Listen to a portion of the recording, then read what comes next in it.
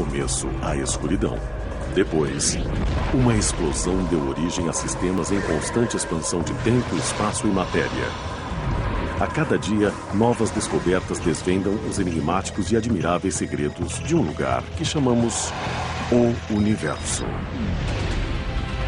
Elas são os olhos e ouvidos da humanidade no espaço exterior, explorando as planícies de Marte, os geysers da Lua de Saturno e as superfícies ardentes das estrelas distantes.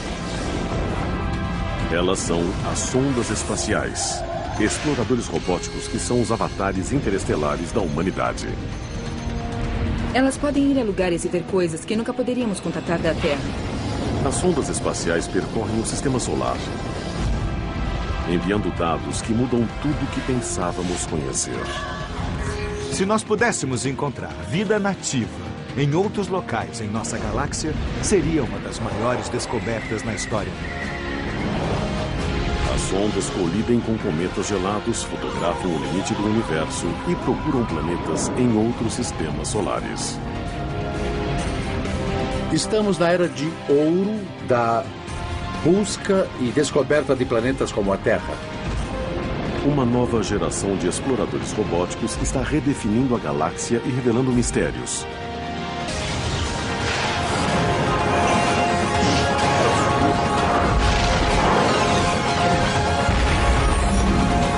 O Universo. Segredos das sondas espaciais. Neste exato momento, a milhões de quilômetros da Terra, seres humanos estão coletando amostras, medindo, fotografando e cheirando a poeira e os gases de outros mundos. Mas não pessoalmente. O ambiente do espaço é muito hostil para as pessoas. Ele tem extremos de temperatura, extremos de vácuo, campos de radiação elevada, todo tipo de coisa realmente inóspita para a vida humana. Nossos olhos e ouvidos são os robôs enviados nas missões para descobrir os segredos do sistema solar e do universo.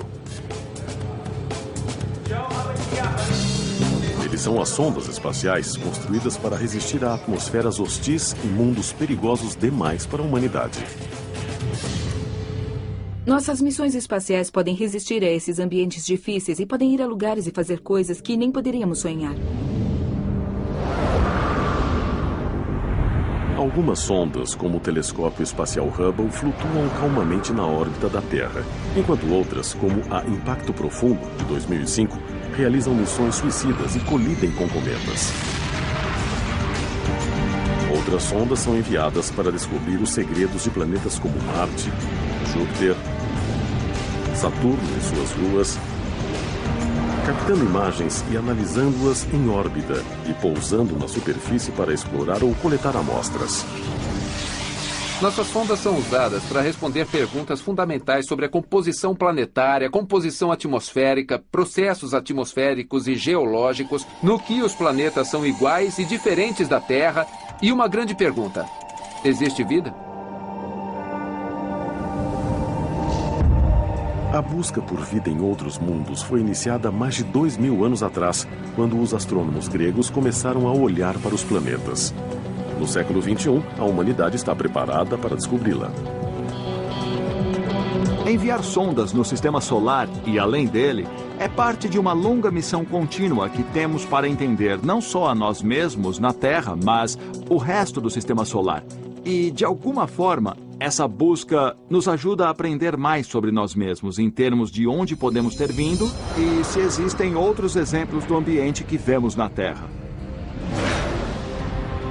A busca mais recente começou com um mapa digital infravermelho de resolução ultra elevada. Em 14 de dezembro de 2009, um foguete Delta II colocou um pacote em órbita a 480 quilômetros acima da Terra. Ele se chama WISE e está criando a fotografia infravermelha mais detalhada do universo. O WISE é um explorador infravermelho de campo amplo e é um telescópio pequeno com 40 centímetros de diâmetro que cabe embaixo do meu braço. Ele está pesquisando os céus por inteiro com 4 comprimentos de ondas infravermelhas, desde os vizinhos mais próximos da Terra, os asteroides e cometas, até as partes mais distantes do universo. Ao contrário do telescópio Hubble, que usa comprimentos de ondas de luz visível até ultravioleta, o WISE sonda o universo com luz infravermelha. Os seres humanos recebem o infravermelho como calor. Quando sentimos o calor do sol na pele, o que estamos sentindo são os raios infravermelhos vindos do sol. Estou irradiando luz infravermelha aqui e podemos usar o infravermelho para procurar coisas que tenham temperatura similar, como, por exemplo, asteroides.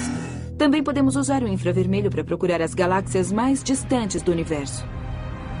Muitas dessas galáxias distantes não podem ser vistas no espectro da luz visível. O telescópio WISE é como um conjunto de lentes mágicas. Como um bombeiro que usa óculos infravermelhos para ver através da fumaça em um incêndio e achar pessoas, os astrônomos podem usá-lo para ver através das nuvens de poeira em busca de estrelas e informação no centro. Mas revelar essas assinaturas de calor requer um frio extremo.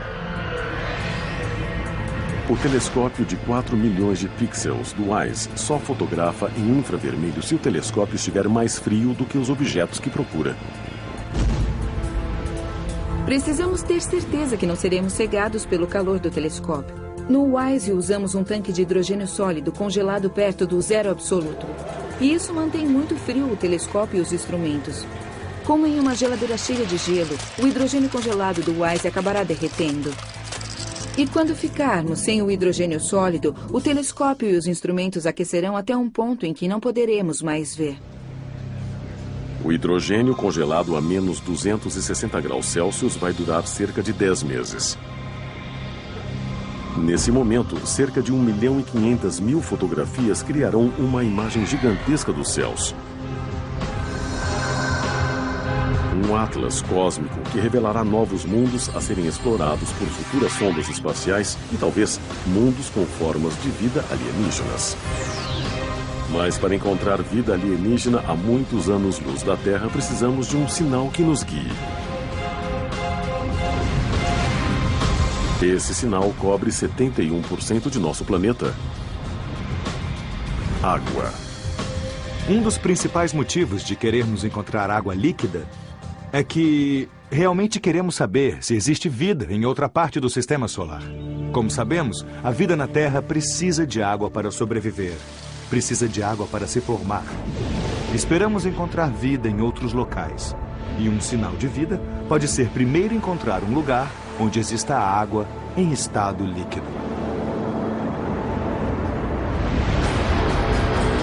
Em toda a história humana, nunca houve prova de que a água líquida existisse em qualquer outro lugar além da Terra. Até que uma sofisticada sonda espacial chegou ao planeta Saturno em 1997. Cassini percorreu 650 milhões de quilômetros e demorou 6 anos para começar uma missão de vários anos para descobrir os segredos de Saturno. Quando a sonda Cassini chegou a Saturno, ela não só estudou todas as luas e o planeta específico, mas depois mudou de plano, trocou de órbita e foi examinar os anéis. Um anel atraiu a atenção dos cientistas da Cassini. Nós sabíamos que o anel mais externo de Saturno, o anel E, era feito de partículas de gelo muito, muito pequenas. As partículas de gelo de tamanho de 1 micron não duram no espaço. Sabíamos que havia uma fonte do material do sistema de Saturno que estava criando o anel E. Achamos que era Encélados. Quando Cassini aproximou-se da Lua Encélados, testemunhou um fenômeno cósmico e confirmou que a água era um importante ingrediente em um outro mundo. A sonda Cassini detectou água sob a superfície de Encélados. E o modo que ela foi detectada foram alguns geysers escapando pelas fissuras na superfície rachada de Encélados. E a água congela ao sair para o espaço frio que rodeia Encélados. O fluxo constante de partículas de gelo alimenta o anel E de Saturno, um lembrete de que se a água líquida existe em planetas remotos de nosso sistema solar, ela pode existir em outros lugares do universo. Mas a busca de Cassini por líquidos não terminara. Ela teria de usar seus instrumentos sensíveis para penetrar em outras atmosferas do sistema saturnino. A sonda Cassini tem 12 instrumentos científicos. 4 deles são o que chamamos sensores ópticos remotos. Eles veem na faixa de ondas que os seres humanos veem, ou um pouco além. A sonda tem filtros projetados para atravessar a névoa e enxergar a superfície abaixo. Os instrumentos de Cassini foram projetados para reunir informações de diversos modos, como os seres humanos usam os vários sentidos. Os sensores diretos e remotos de Cassini começaram a estudar primeiro uma lua de Saturno, Titã, um lugar em que se pensava existir água líquida. Titã é maior do que o planeta Mercúrio e tem uma atmosfera mais densa do que a atmosfera da Terra. Em 1980, quando a sonda espacial Voyager passou por lá, a caminho do sistema solar externo, as fotografias mostraram outro fenômeno líquido. O que a Voyager nos mostrou é que a atmosfera está cheia de hidrocarbonos, metano e etano, que criam uma densa névoa fotoquímica. A Voyager não podia ver através da névoa. Quando Cassini começou a estudar Titã, 25 anos depois, ela lançou uma sonda satélite chamada Huygens. A sonda penetrou na densa atmosfera e pousou na superfície de Titã. As descobertas foram chocantes. Desde o começo, Cassini e Huygens acharam evidências de fluidos na superfície de Titã. Depois, encontraram hidrocarbonos. Acharam lagos de hidrocarbonos, alguns maiores que os grandes lagos. São os primeiros corpos de fluidos encontrados no sistema solar fora da Terra. Os lagos foram enchidos por chuvas semelhantes às da Terra. Porém, em Titã, a chuva não é de água, mas de metano líquido que cai lentamente. Muito do metano na Terra está em estado gasoso. Ele é chamado de gás natural, na verdade, e vem da decomposição orgânica. Os organismos em decomposição formam esse gás natural que podemos usar como combustível na Terra. O metano líquido de Titã poderia abrigar formas de vida simples, como as unicelulares encontradas no fundo dos oceanos terrestres. Existe muita empolgação com as possibilidades que podem haver lá fora. Os sistemas planetários são ativos, interessantes e variados. E sabemos que a vida pode assumir muitas formas diferentes. A vida pode ser encontrada em planetas distantes, mas o problema é chegar lá. Porém, um novo supermotor com um sistema de propulsão similar à tecnologia dos fornos de micro-ondas está sendo preparado para acelerar as viagens espaciais.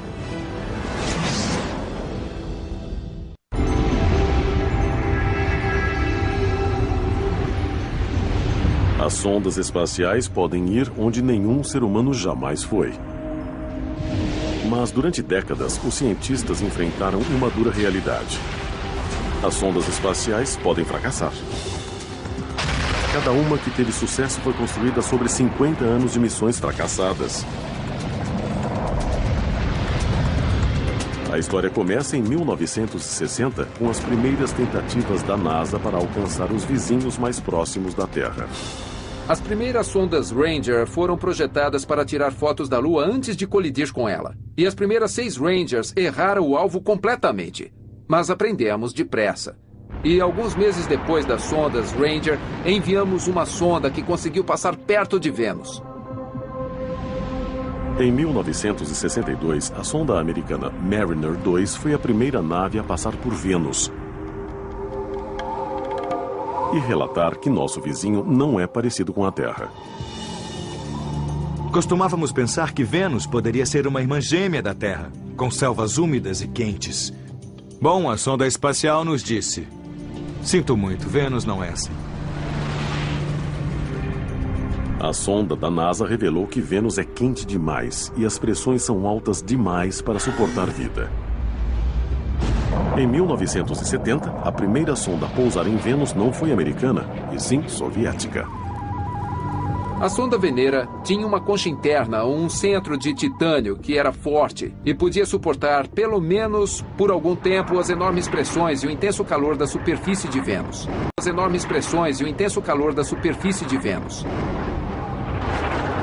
Assim, as primeiras sondas de Vênus foram destruídas em meia hora, ou no máximo 1 hora. Elas podiam coletar dados apenas por um tempo bem curto, antes de serem esmagadas. Mas os dados enviados antes de sua destruição foram precisos e surpreendentes. As condições na superfície de Vênus são infernais. A temperatura é de cerca de 460 graus Celsius. Isso é muito, muito alto. Quer dizer, o ponto de fervura da água é 100 graus. E o chumbo funde a uma temperatura menor do que 460 graus. Então o chumbo derreteria na superfície de Vênus se houvesse chumbo lá. É um lugar muito ruim para ir. Vênus foi um ótimo terreno de treinamento para os cientistas da sonda. Mas há um objetivo mais distante e difícil, cujos extremos são ainda mais destrutivos do que Vênus. Os planetas externos. E para chegar lá, é preciso mais do que um grande foguete. Um dos maiores problemas com as sondas espaciais é ter combustível suficiente para chegar onde se quer ir. Foguetes queimam muito combustível. E se continuar com foguetes, vai ficar sem combustível, então sua sonda morre. Mas existe uma solução no próprio cosmos. A gravidade.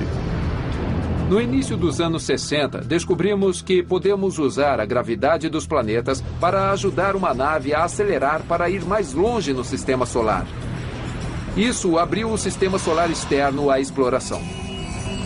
A técnica chama-se ajuda gravitacional, um motor virtual que usa a imensa gravidade dos planetas para auxiliar uma nave em uma trajetória planejada.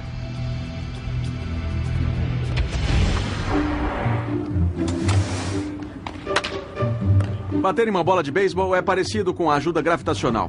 A sonda espacial chega a um planeta, é pega pela gravidade e relançada em outra direção. Como ao atingir uma bola de beisebol com um taco, jogamos a bola em outra direção.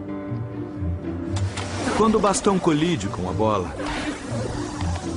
ele muda a direção do movimento da bola e pode impelir a bola com velocidade maior do que ela originalmente tinha. Ao entender a força gravitacional dos planetas, a NASA conseguiu lançar as sondas mais longe para chegar aos planetas externos. A jornada da Cassini cobriu 270 milhões de quilômetros até os lagos de metano em Titã, uma das luas de Saturno. Sem a ajuda gravitacional, essa sonda, que pesa 12 toneladas na gravidade terrestre, nunca teria chegado ao sistema solar externo. Não temos impulso suficiente para enviá-la diretamente a Saturno. Não exploraríamos Saturno se não fosse pela gravidade dos planetas internos. A exploração espacial do século XXI pretende enviar sondas além dos planetas externos para as estrelas distantes. Mas a ajuda gravitacional não tem força para nos levar até lá. A viagem pelo espaço profundo exige propulsão que parece saída da ficção científica. O motor de íons. O motor de íons é como um mini acelerador linear. Você acelera os íons atrás e a nave vai na direção oposta. O motor de íons tem um impulso muito baixo, mas opera por meses a fio e acaba levando a nave a velocidades cada vez maiores. O motor de íons substitui o combustível químico com um gás inerte como o xenon, que recebe uma carga elétrica e é ionizado. Então, um campo elétrico acelera os íons que saem atrás da nave, impelindo-a para frente. A propulsão a íons não é como um motor de foguete. Um motor químico comum de foguete tem o impulso de uma espingarda de cano duplo. Esta espingarda é um motor de foguete químico, como os motores do ônibus espacial. Eu estou na Terra sobre um trilho. A pergunta é, será que o impulso da espingarda supera o atrito entre as rodas e o trilho? Um único tiro move a plataforma cerca de 15 centímetros. Um segundo tiro faz o impulso continuar. Mas agora trocamos a espingarda por uma arma menor. Agora eu estou com um fuzil 22, que é um pouco diferente da espingarda. A espingarda lançava algumas balas a uma velocidade bem moderada. O fuzil dispara uma pequena bala em alta velocidade. A diferença é que isso é mais como um motor de íons. O fuzil 22 move a plataforma menos de 2 centímetros. Vários tiros movem-na um pouco mais. Mas se estivéssemos no espaço, o fuzil seria como o motor de íons. Ele começaria a nos mover lentamente e acabaria aumentando até atingirmos uma velocidade alta. Ao combinar vários impulsos pelas vastas profundezas do espaço, o motor de íons pode impelir uma sonda durante anos. A tecnologia poderia significar o fim dos enormes foguetes na viagem das sondas espaciais.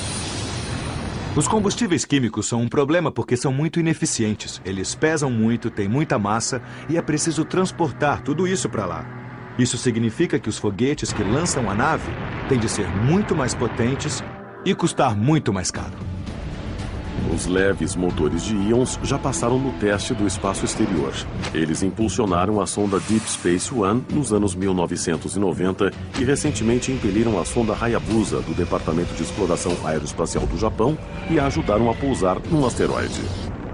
Os motores de íons vão mudar completamente a exploração do espaço profundo, porque podemos ir a muitos lugares sem ter de carregar muito combustível. E podemos chegar lá, no final, mais depressa, dependendo de onde estivermos indo. Um lugar onde podemos ir é nosso vizinho mais próximo. Até o momento, a sonda Mars Express da Agência Espacial Europeia foi a mais rápida, com 6 meses de viagem. Mas um motor de íons deve bater esse recorde.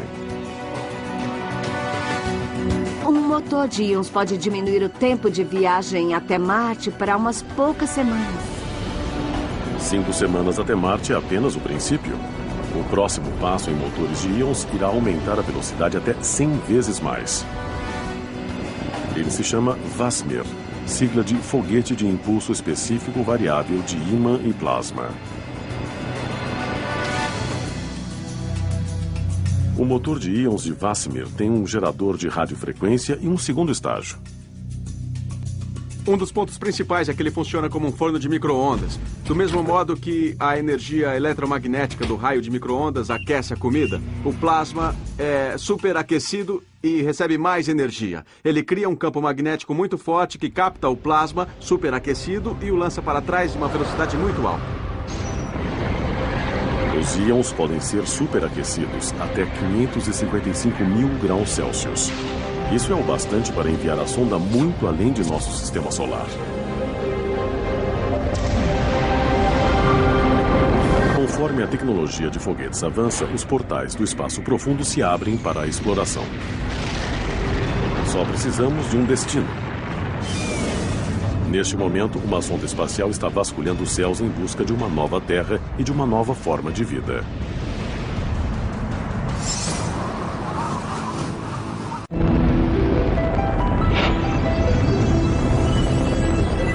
As sondas espaciais são a vanguarda de uma das buscas mais antigas da astronomia. A busca por outra Terra. Agora, uma nova geração de exploradores robóticos busca evidências de planetas extrasolares. E já os encontramos.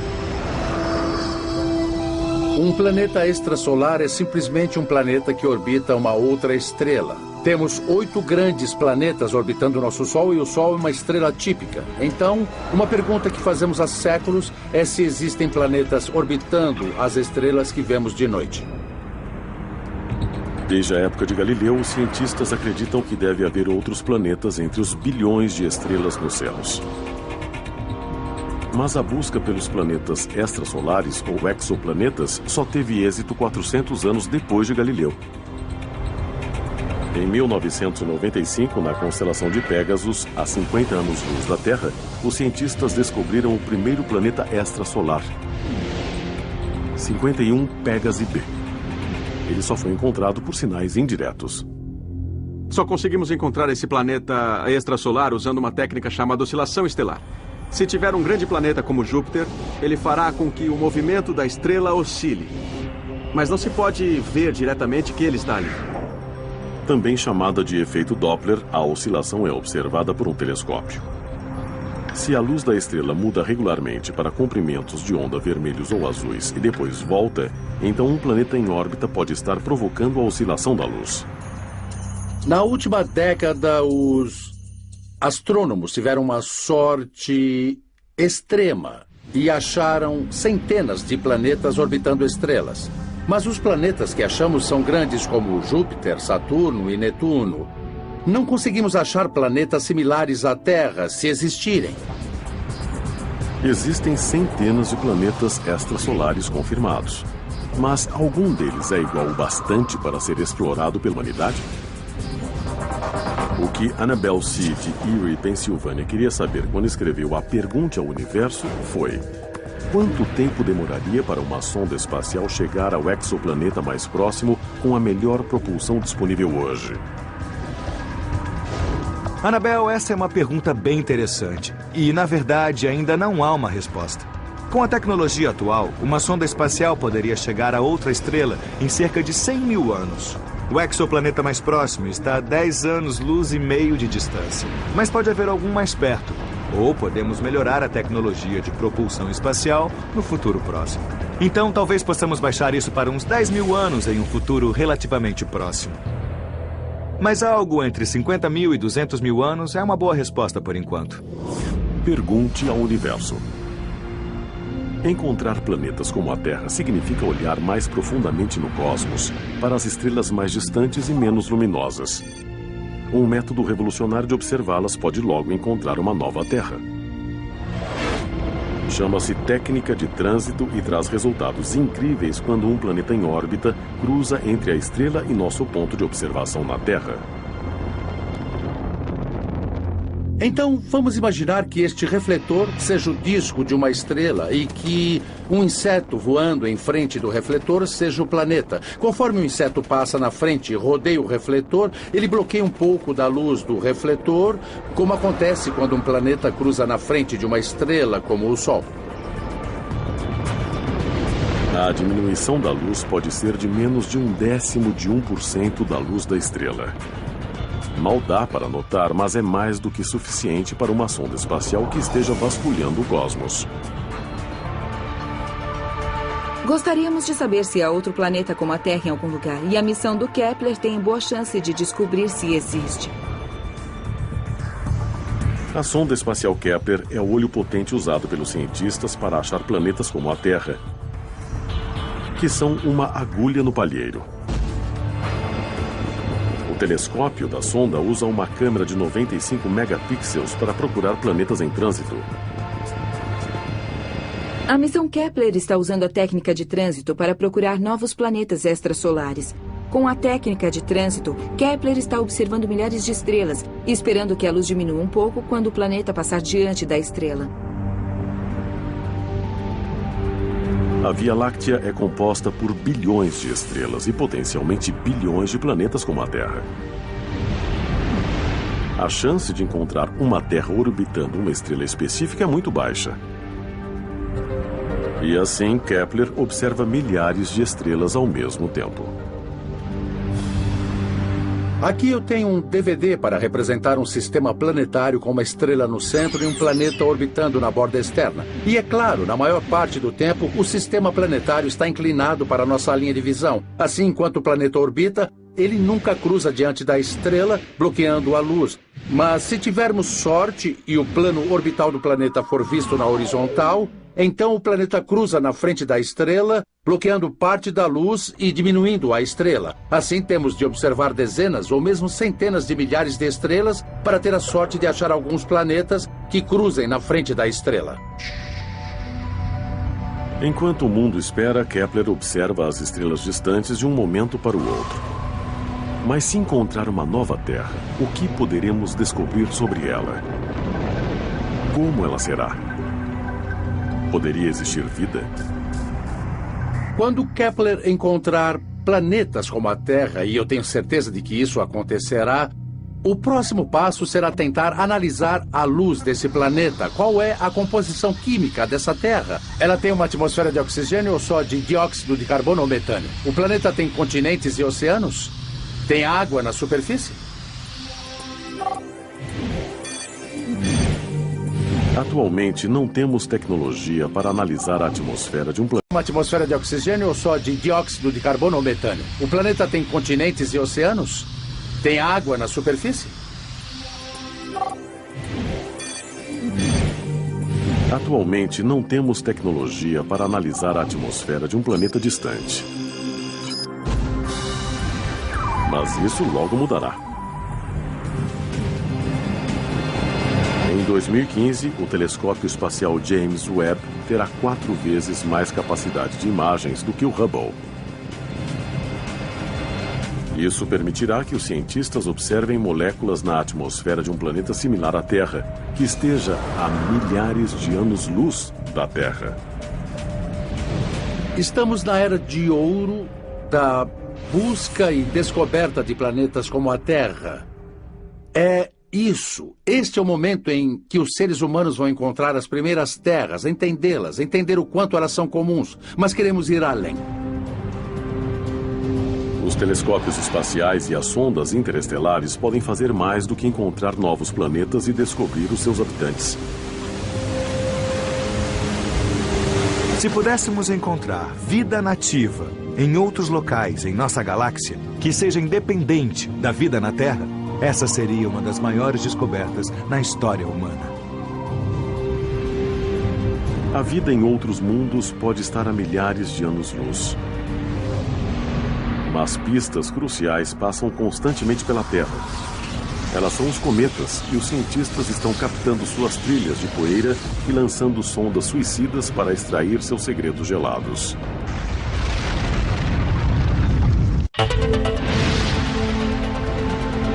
As sondas espaciais ampliaram os limites do nosso conhecimento do cosmos.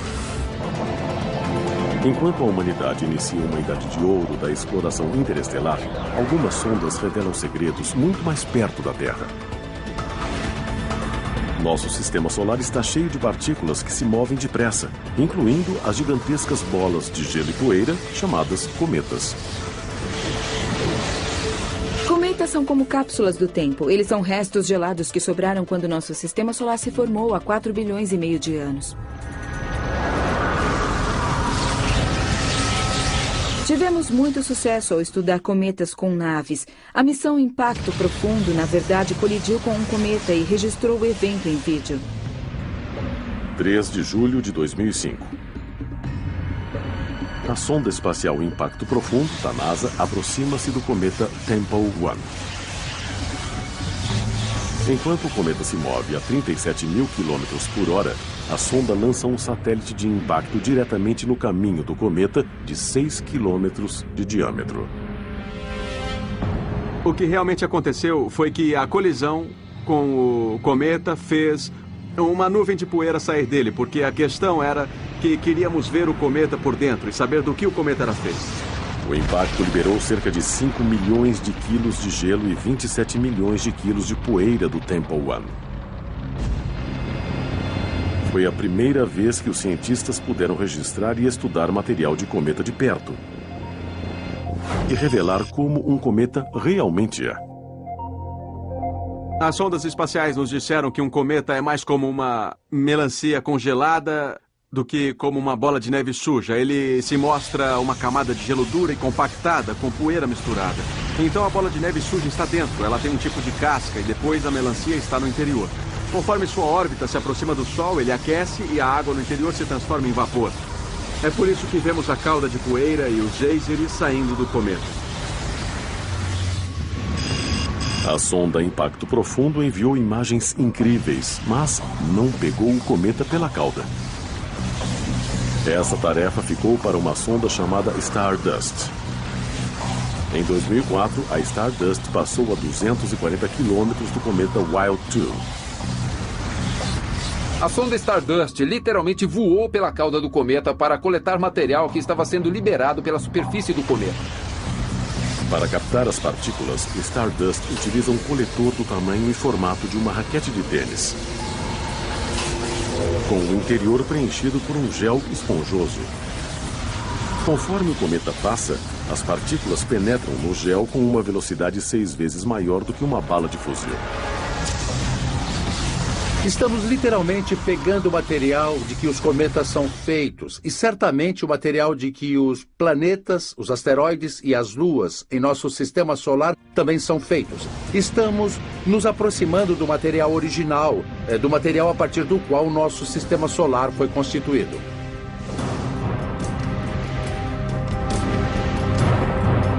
Depois de o material ser captado, o coletor foi armazenado em uma cápsula e em 15 de janeiro de 2006, as amostras foram enviadas para a Terra. Entre os primeiros segredos encontrados no gel estavam as moléculas de glicina, um aminoácido usado pelos organismos vivos para fazer proteínas, um requisito fundamental para a vida. Existem algumas pessoas que sugerem que talvez pudesse haver organismos biológicos presos no gelo desses cometas. Até mesmo um vírus de gripe, por exemplo. O Stardust não coletou nenhum vírus, mas as descobertas apoiam a teoria de que as bases da espécie humana poderiam ter se formado no espaço e serem trazidas para a Terra por meteoritos ou cometas.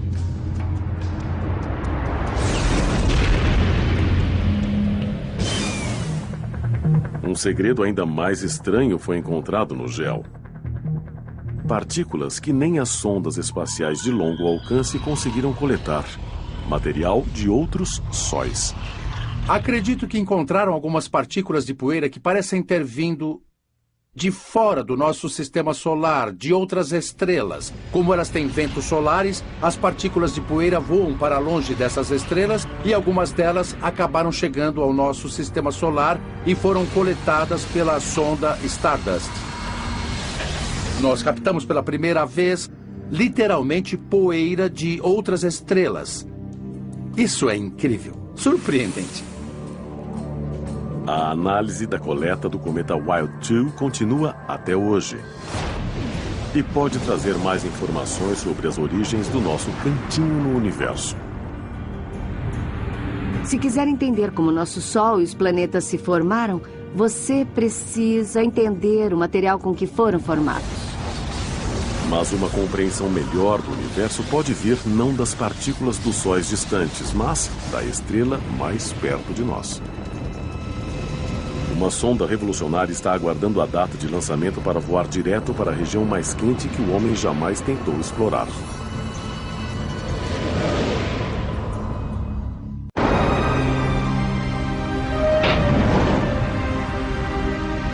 As sondas espaciais percorrem a galáxia para explorar os mistérios de Marte, Vênus, os gigantes exteriores, os exoplanetas distantes e as estrelas mais longínquas. Mas a nossa estrela ainda tem mistérios não solucionados. Isso está para mudar. Antes olhávamos para áreas pequenas, não para o disco inteiro. Ou havia lacunas em nossa cobertura, pois olhávamos um dia e não no outro, olhávamos parte do dia, mas não o tempo todo. Então essa é a primeira chance de olhar para o Sol inteiro. Uma sonda solar de alta tecnologia chega ao espaço.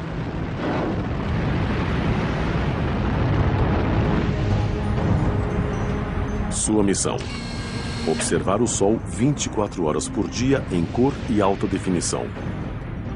E transmitir imagens para a Terra por banda muito larga. O Observatório de Dinâmica Solar tira imagens do Sol em resolução muito alta, em muitos comprimentos de onda. Resumindo, faz filmes do Sol. Usando 4 telescópios de alta definição, a sonda transmite em um canal de alta definição para a Terra, enviando 50 vezes mais dados científicos do que qualquer outra sonda na história da NASA.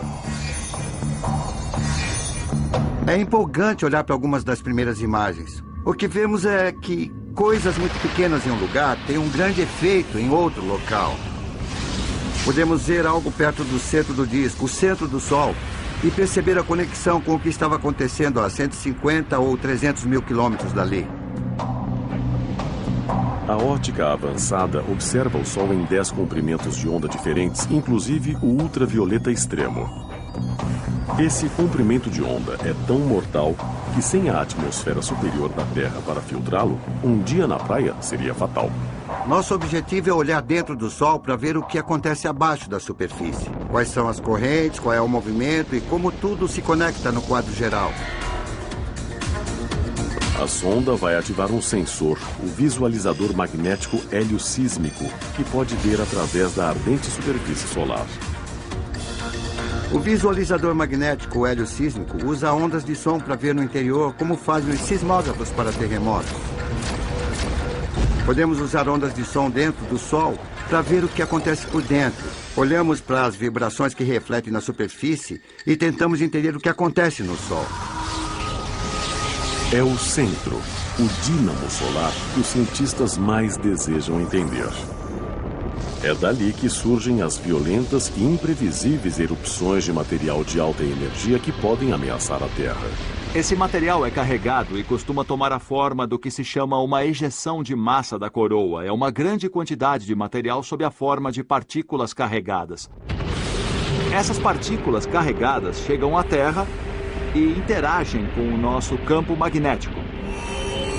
Se pudermos chegar mais perto para fazer medidas diretas desse tipo de atividade, entenderemos melhor como esses processos funcionam. Chegar perto dos corpos planetários é algo que as sondas espaciais fazem há meio século. Mas aproximar uma sonda do Sol é uma missão suicida, não é? Com o lançamento marcado para 2015, a Solar Probe Plus voará direto para os 2 milhões de graus da coroa solar. E sobreviverá.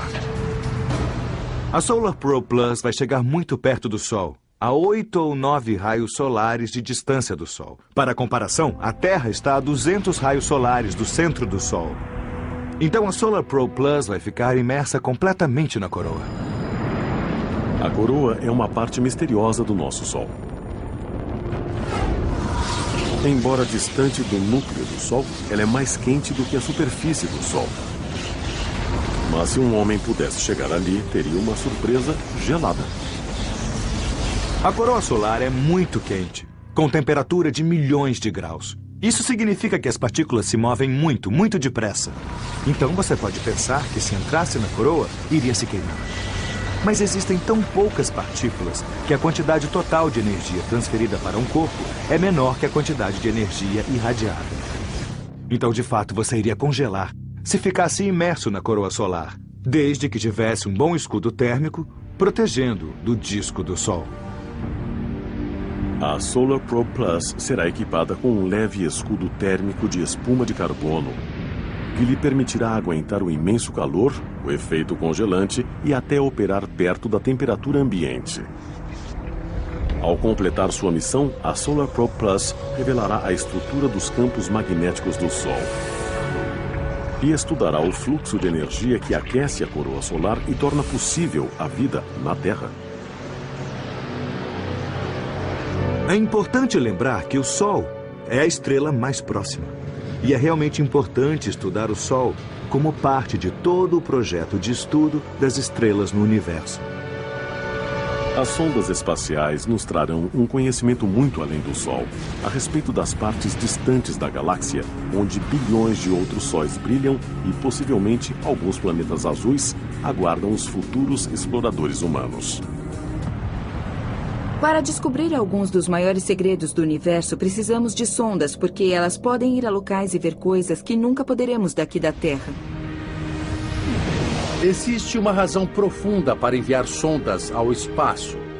Os seres humanos têm no DNA a curiosidade e a exploração. E, é claro, as sondas que enviamos ao espaço, aos planetas e até mesmo às estrelas representam nossa migração para o cosmos. É quase certo que nosso destino, como espécie, seja sair da Terra e ir para a nossa galáxia e para o universo inteiro. Até esse dia, as sondas espaciais continuarão a estudar as maravilhas do cosmos.